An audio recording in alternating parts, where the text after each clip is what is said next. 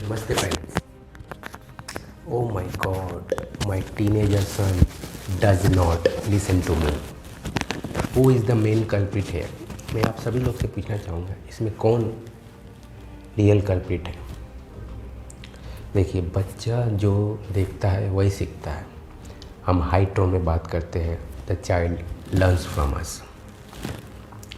Child देखता है कि ज़ोर से बात करता है, मेरे एडल्ट है वो ज़ोर से बात करते हैं, तो वो समझता है कि अगर हम ज़ोर से बात करेंगे तो हम एडल्ट होंगे, हम एडल्ट कहलाएंगे. तो बच्चा उसे सीख लेता है. अगर आप भी टीनेजर्स के पेरेंट हैं तो ये वीडियो आपके लिए नहीं है.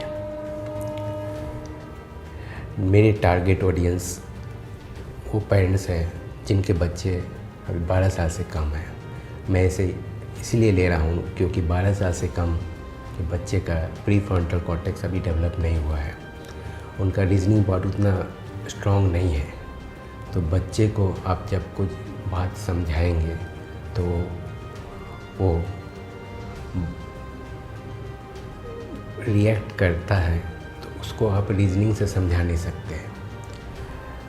लेकिन 12 साल के बाद जो टीनेजर्स होते हैं उसमें एक ऑटोनोमस आ जाता है, वो अपना डिसीजन खुद लेना चाहता है.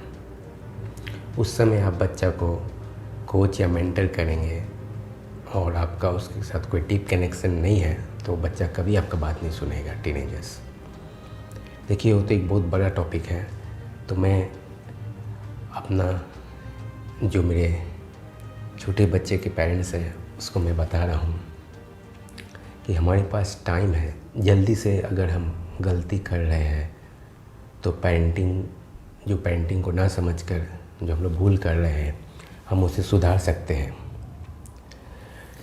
आप देखिएगा, अगर आप टीनेजर बिहेवियर को बहुत इफ़ेक्टिवली मैनेज करने को अगर आप गूगल में भी सर्च कीजिएगा तो आपको दिखेगा set clear boundaries and consequences for miss behaviour. देखिएगा, अब बाउंड्री बनाने से चांस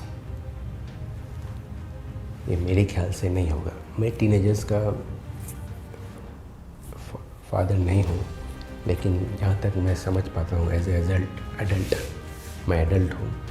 और अगर मुझे कोई बिना मेरे नीड्स को समझ के मेरा कोई बाउंड्री सेट करता है तो शायद मैं उसका बात नहीं मानूँ. तो अब मैं एक पेरेंटिंग स्टाइल है जो है ऑथोरिटेटिव. इसमें हाई डिमांडिंगनेस एंड रेस्पॉन्सिवनेस होता है.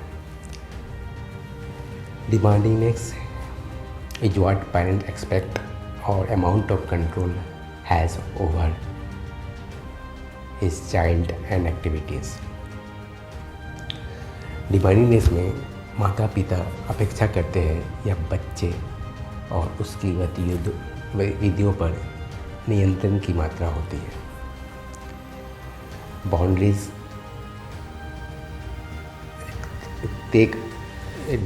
डिसाइड कर लेते हैं.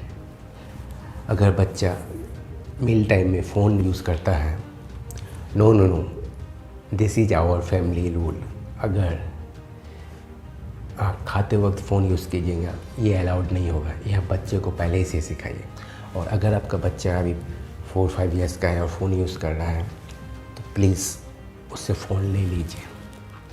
यही, लेकिन आप टीनेजर्स में इसको ऐसा बिहेवियर शो कीजिएगा, आप नहीं उसमें सक्सेसफुल हो गए. लेकिन इस समय अगर आप उससे फ़ोन ले लेते हैं और उसको वो थोड़ा आपको टेंडरम शो करेगा, लेकिन आप ये रियलाइज़ कीजिए फर्स्ट प्लेस में आप उसको अलाउ किए थे, इसीलिए वो फ़ोन ले रहा था. अब आप जान गए कि फ़ोन देखना वाइल टेकिंग मील अलाउड नहीं है. ये बात आप अपने बच्चे को बता दीजिए, क्योंकि इसमें बच्चा जब छोटा होता है रिलेशनशिप में आप अभी ड्राइवर हैं. जैसे कि डेटिंग कपल रिलेशनशिप में होता है. इन डेटिंग में ऑप्शन होता है कि आप लीव कर सकते हैं रिलेशनशिप को. इन पेरेंटिंग वेयर पेरेंट जब अनकंडीशनल लव देता है, अपने पार्टनर यानी बच्चा को आप ट्रेन करना है कि क्या बिहेवियर एक्सेप्टेबल है और आपका बात वो ज़रूर मानेगा। यहाँ पर आप ड्राइवर सीट हैं और वो बिहेवियर आपको भी शो करना होगा। आपको भी खाते वक्त फ़ोन नहीं यूज़ करना पड़ेगा। और सेकेंड पहलू है ऑथोरिटेटिव पेरेंटिंग स्टाइल का, जहाँ रेस्पॉन्सिवनेस होता है। यहाँ पर पेरेंट इन्वॉल्व होते हैं और हमेशा अवेलेबल रहते हैं। जब भी कोई बच्चा इमोशनल डिस्टर्बेंस से गुजरता है वो हमेशा उसमें अवेलेबल रहते हैं। आप उसके गलती को जज कभी नहीं करते हैं और दोनों भावनात्मक रूप से बंधे हुए और एक दूसरे पर भरोसा महसूस करते हैं। चाइल्ड को हमेशा रेस्पेक्टफुल कराइए, तब दिखेगा जब वो टीनेजर्स भी होगा और वो तब भी दिखेगा वो आपका, जब वो स्टेज में वो आपका बात मानेगा। वो पहले ही आपको करना पड़ेगा, ये बॉन्डिंग, स्ट्रॉन्ग बॉन्डिंग रखना पड़ेगा। जब वो बच्चा है उस समय आपको ये बॉन्डिंग स्ट्रॉन्ग करना होगा और ये मदद करेगा ये हाई रेस्पॉन्सिवनेस में। जब भी वो डिफ़िकल्ट सिचुएशन में है तो उसको आपको सुनना पड़ेगा। आज मैं सुनता हूँ कि माय टीनेजर सन डॉटर, बाप रे बाप, ओ माय गॉड, आपके चलते ही वो हुआ है। उसका पेरेंट्स जिम्मेदार है उसका बिहेवियर के लिए। अभी डियर, ये मैं समझता हूँ कि पेरेंट्स जानबूझ के इंटेंशनली कोई गलती नहीं करते हैं, बट आप एक समय आ गया है जिसमें सीखना पड़ेगा कि ट्रेडिशनल पेरेंटिंग को चेंज करना पड़ेगा।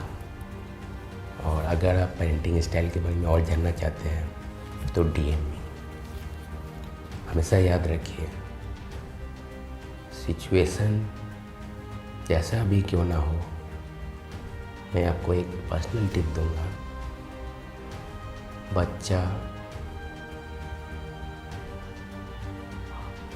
छोटा बच्चा कुछ डिफ़िकल्ट सिचुएशन में उसका बॉडी रिएक्ट करता है,